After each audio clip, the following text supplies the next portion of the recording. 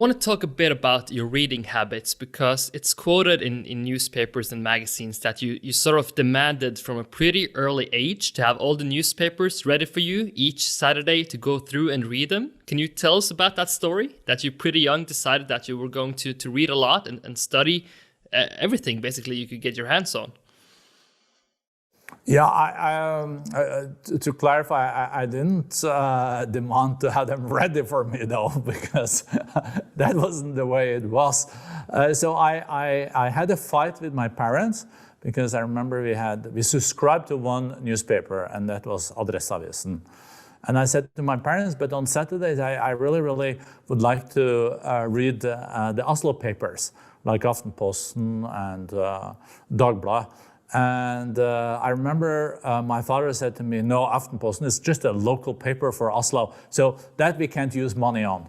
Okay, and I remember I was not too happy with it, but I was able then to mobilize my kind of own earnings, so I did end up buying them. I also bought Morgenbladet, that was still a paper. No, it's back again though, but it was quite a, also paper back then. So that I think I felt that this opened a new horizon to read also other kind of news.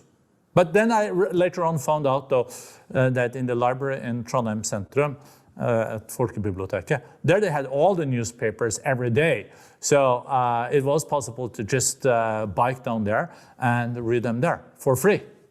It's very interesting to see that so many successful people are avid readers, and it's just interesting to hear how has those reading habits evolved today. So are you still very keen on reading a lot, and how does sort of your content diet look like? Do you prefer newspapers, or do you like to dive into books or go topic by topic, and how do you structure those reading habits today?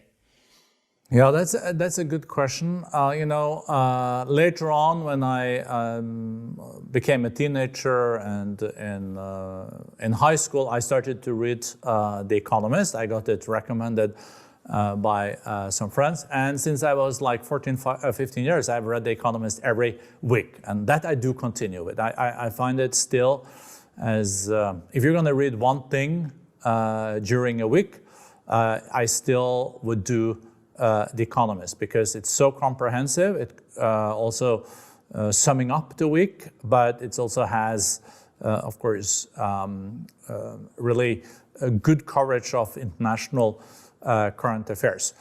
I still really like to spend too much time on reading newspapers. I have to say, I do read Financial Times, every evening, because that's the way it is. I also do read